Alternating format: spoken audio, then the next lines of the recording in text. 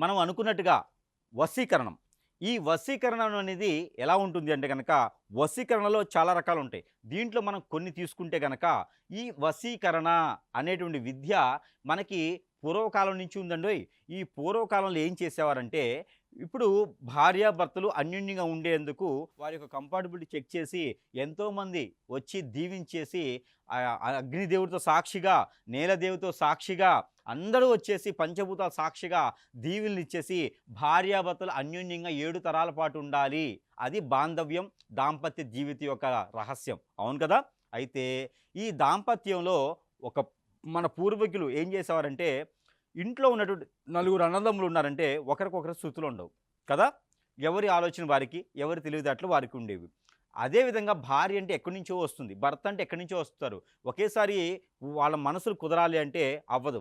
అలాంటి వారికి ఏం చేశారంటే, లేదు భార్యకి నచ్చినటువంటి లక్షణాలు భర్తలో లేకపోవటం, భర్తకి నచ్చినటువంటి లక్షణాలు భార్యలో లేకపోవటం, వారిద్దరి మధ్యన సంకేత భావం లేకుండా ఇద్దరు కూడా ఎప్పుడు కొట్లాడుకోవటం, లేకపోతే పట్టించుకోకపోవటం, సరైనటువంటి అవగాహనలు ఉండకపోవటము, చెడు వ్యసనాలకు ఏదైనా బానిసైపోవటము, ఇలాంటి వారు ఉన్నప్పుడు ఏం చేసేవారంటే, పెద్దవారికి పొరువు అనేది ఒకటి ఉంటది. ఆ పొరువు పోకుండా మరుగుమందని, హిప్నాటిజం అని, వశీకరణని మంచి కోసమండోయ్! భార్యాభర్తలు బాగుండాలి అని మంచి కోసము ఏదైనా మంచి గురువు దగ్గరికి వెళ్ళేసి, లేదండి మా అల్లుడు గారు, మా అమ్మాయి ఇలా ఉందండి. రేపటి రోజున ఇది కరెక్ట్ కాదు గదా! ఈ అందరూ పెద్దల సమక్షంలో పెళ్ళిళ్ళయినయి వాళ్ళకిను. లవ్ మ్యారేజ్ గూడా కాదు. మరి ఈళ్ళిద్దరూ బావుండాలి కాబట్టి, తరతరాల పిల్లలు కని వాళ్ళకి అంతా బావుండాలి కాబట్టి, ఏదైనా ఉంచి రెమెడీ చేయండి అంటే, అప్పుడు ఆ భర్తని ఆ భార్య వైపు మలచడానికి చేసేటువంటి క్రియలో ఒక పద్ధతే ఈ వశీకరణ విద్య.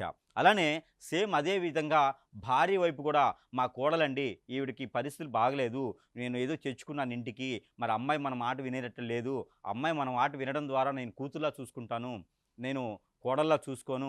కాబట్టి ఆ అమ్మాయి మనకెళ్ళి ఉంది అంటే గనక ఖచ్చితంగా మంచి జరుగుతుంది కాబట్టి, తరతరాలు వాళ్ళిద్దరూ బాగుంటారు కాబట్టి, నేను ఈ పని చేయడంలో తప్పేం లేదు అని చెప్పేసని అమ్మవారికి, పార్వతమ్మ వారికి, గౌరమ్మ వారికి మొక్కుకొని మరీను వారు ఏదైనా గురువు దగ్గరికి సంప్రదిస్తే, వారు ఆ కోడల్ని దగ్గర చేసేందుకు, కొడుకు దగ్గర చేసేందుకు, వారిద్దరూ అన్యోన్యంగా ఉండేందుకు చేసేదే వశీకరణ విద్య, హిప్నాటిజం విద్య, అలానే మందు పెట్టేదానికి మరుగు మందు అంటారు. ఇలాంటియి చేయించేవారు.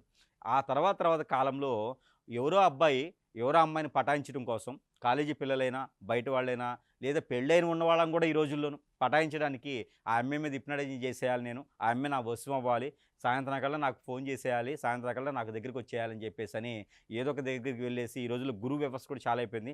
మంచి చేసేవారు సైతం లేరు గానీ, చెడు కావాలంటే మాత్రం ఇట్టే లెక్కేయొచ్చు. వీధిలో 10 మంది ఉంటున్నారు ఈరోజు గురువులు. కాబట్టి అలాంటి వారి దగ్గరికి ఎక్కడికైనా వెళ్ళేసి ఆ అమ్మాయిని వశం చేసుకునే దానికి ప్రయత్నంలో చేసేటువంటి క్రియ వశీకరణ, హిప్నటిజం, మందు పెట్టడం. ఈ 3 క్రియలు చేయడం ద్వారా, ఈ మూటిలో ఏదో ఒక క్రియలు వాడి పద్ధతి ద్వారా చేయడం ద్వారా ఆ అమ్మాయికి పెళ్ళైనా, పిల్లలున్నా, ఆ అమ్మాయి భర్తతో సంసారం సరిగా సాఫీగా సాగుతున్నా కూడా అవన్నీ పక్కన పడేసి ఈ వైపు రావడం. అంటే చెడు కోసం చేసే తత్వం ఏర్పయిందనమాట.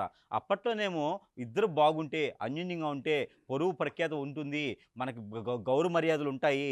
ఇంట్లో ఇలాంటివి బావుండాలని చెప్పి చేసేటువంటి విద్య కాబట్టి తరతరాల పాటు వస్తున్నారు. ఈ రోజుల్లో ఏమైందంటే ఆ అమ్మాయిని పటాయించాలి, ఈ అబ్బాయిని పటాయించాలి. ఆ అబ్బాయి ఎమ్మెల్యే కొడుకు పటాయిస్తే నేను జీవితం సెట్ అయిపోద్ది. ఆ అమ్మాయి ఎంపీ కూతురుంది, లేదా బిజినెస్ మ్యాన్ కూతురుంది. ఆ అమ్మాయిని నేను ప్రేమించడం ద్వారా, ప్రేమించి నటించడం ద్వారా ఆ అమ్మాయిని నన్ను వశం చేసుకోవడంతో ఆళ్ళకున్నటువంటి ఆస్తులతో నా సంసారం, నా జీవితం బాగా సుఖంగా ఉంటుందని చెప్పేసని దురాశ, దుఃఖంకి చేయటని, దురాశతో మనకి ఏది చేత కాకుండా అయినా సరే ఏదో ఒక అమ్మాయిని, అబ్బాయిని పటాయిస్తే వాళ్ళ వల్ల మన జీవితం సెట్ అయిపోద్ది.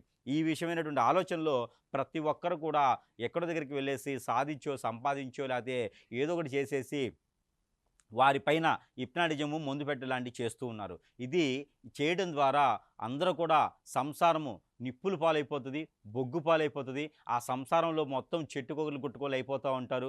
బంధము, బాంధవ్యం ఏవీ లేదు. ఇంకో విషయం ఏందంటే ఈ రోజుల్లో ఈ సింప్టమ్స్ ఏందంటే గనక ఈ చిన్న చిన్న కుటుంబాలయిపోయినాయి. ఎవరికి వారికే బతకడం అయిపోయింది. బిజినెస్ లైఫు చాలా భారంగా అయిపోతా ఉంది. బ్రతకడానికి ఏదో ఒక పని చేసుకోవాల్సొస్తుంది కాబట్టి అలాంటి లైఫ్‌లో చెప్పే నాథుడు లేకపోవటం. అమ్మ నీకిలా జరిగింది, బాబు నీకిలా జరిగిందయ్యా, పలానా గురువు దగ్గరికి వెళ్ళండి, లేదా పలానా పూజ చేయండి అనేటివి చెప్పేవాళ్ళు లేకపోవటం కూడా ఒకటి భాగం అయిపోతోంది. కాబట్టి ఎవరి తెలివితేటలు వారికే కాబట్టి ఎవరైతే హిప్నాటిజం, బ్లాక్ మ్యాజిక్ చేపిస్తారో, ఎవరైతే వశీకరణ చేపిచ్చి మందు పెడతారో వారి వైపే భార్య అయినా, భర్త అయినా, పిల్లలైనా అలా వెళ్ళిపోతూ ఉన్నారు. ఇది చాలా దుర్మార్గమైనటువంటి విషయం. దురాశ కోసం చేసేటువంటి విషయము. కుళ్ళు కుతంత్రాలతో కాదు, దురాశతో చేసేటువంటి విషయం కాబట్టి ఎదుటివారి సంసారంలో నాశనం చేస్తే రేపటి రోజున నీకు పుట్టగతులు ఉండవని తెలియట్లేదు ఎవరికీను.